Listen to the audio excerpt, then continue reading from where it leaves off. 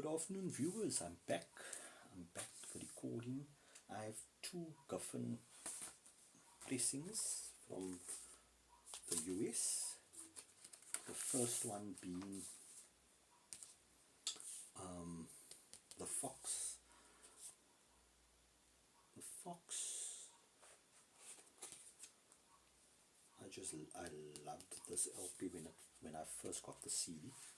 I was very impressed with it. I thought it was a very underrated LP or CD or album.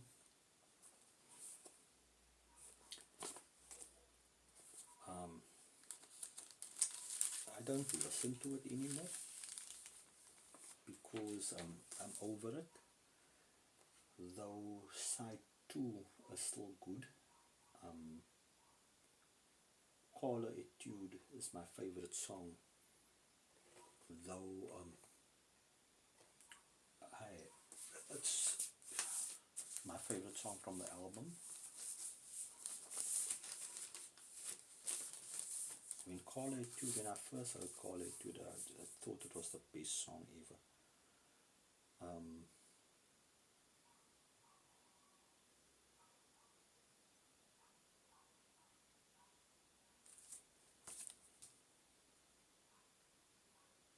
Nobody Wins. Nobody Wins was supposed to be the single that was selected from this album, and yeah, I don't like it. I've never liked Nobody Wins. Some people like it. Some people really enjoy it. Some fans. So yeah, and the other Geffen one is Jump Up. So Jump Up is one of the few albums where when I first got the CD, it was my favorite CD. I think I was 18. First got the CD, it was my favorite CD, and this is a Geffen pressing. I had a South African pressing that was a gatefold that I had two, I think. I sold them, or I gave them, one I gave away, one I sold. Geffen. So yeah, you know, as an 18-year-old, I enjoyed those up-tempo songs. So this CD was my favorite. The Dear Johns, and even the Ball and Chains, and even the I'm Your Robots. I just thought the world of them because I enjoy these up-tempo rockers. Then for years I wouldn't listen again to the CD, and it was not my favorite album. I fell out of love with this album. It has Empty Garden, I hear Johnny on there, and it has Blue Eyes on here. So yeah, this was one of the CDs or the albums that I was going to get rid of. It was in that pile of getting rid of albums, because I just didn't feel that it was relevant to my Elton John collection anymore. Then I got this specific copy, this Geffen pressing. I got it from a friend. That was her dad's LP, and she gave it to me. And when I played this for the longest time, I think for years it sat on my shelf, and then one day I was just bored. You know, I'd fixed my Sony turntable, or I hadn't fixed it, I had gotten a new stylus, and because I had the new stylus, I was going through my collection, listening to records again, and then I listened to this, and it was, this record just sparkles in a way that the South African pressing doesn't. It's it's very snappy. It has a sparkle to it. It just makes you want to listen to the album. And then I started playing this album again, and I started enjoying it again. I look at it though for what it is. It's a great up-tempo album. It's not your all-time classic, but it is an up-tempo rocker. And I had this discussion on Facebook also. And I discussed it with the other Eltonites, and I said, guys, I'm discovering Jump Up again. And then, a friend on Facebook, a Eltonite, fellow Eltonite, Christine, she mentioned that I think she was on holiday in the Caribbean, and apparently a jump up is reference to a party. So if they say we are going to a jump up, then we are going to a party.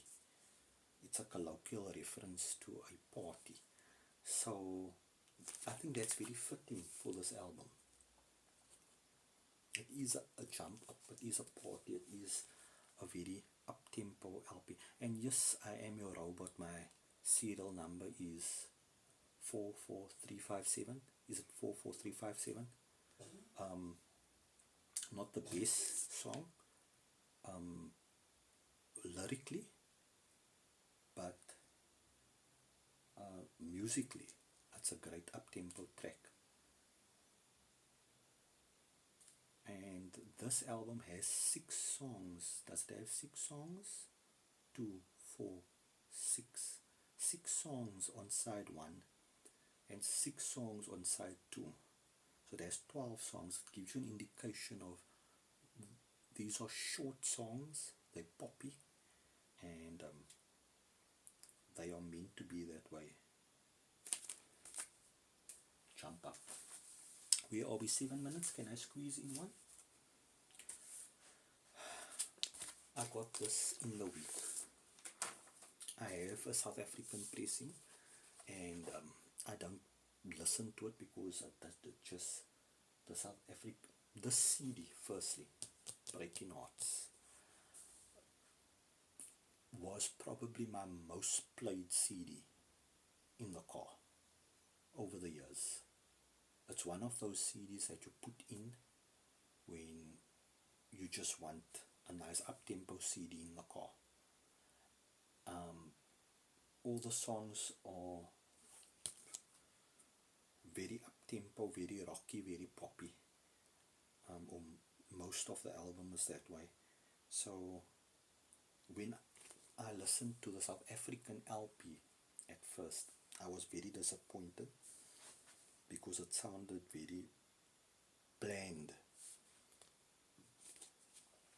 And so I got this in the week, I think Thursday, today's Saturday, and I listened to it, and it's the same as with the Jump Up album. It sparkles, very snappy. The drums are snappy. There's a nice sparkle to it, and I can actually get through listening to this album again on record. This is a Dutch pressing. So it's a 1984 Dutch pressing. And I have a theory about Dutch pressings from the 80s. My theory is that Dutch pressings from the 80s are outstandingly well mastered. That's my theory. When it's this thin, they do this, those late 80s, mid to late 80s pressings. I think more mid 80s. They re-release albums that are almost budget releases, very thin LPs, but they are beautifully mastered. This one confirms that theory. And another Dutch LP that I have that confirms that theory is Madman Across the Water, which is, I think, either 1986 pressing or 1987 reissue pressing, either 86 or 87. Also as thin as that. I'll showcase it in one of the other videos, and it is so beautifully mastered. The sound stage of that, it has such a depth to it, where you get that sound stage. The string arrangements are in the back, the band is in front, beautifully spaced out. I would say it's second only to the original UK pressing. In my case, I have a UK pressing of Madman. You know what? We'll discuss it in the other video. We'll discuss it when we get there. So like, subscribe. Thanks for watching.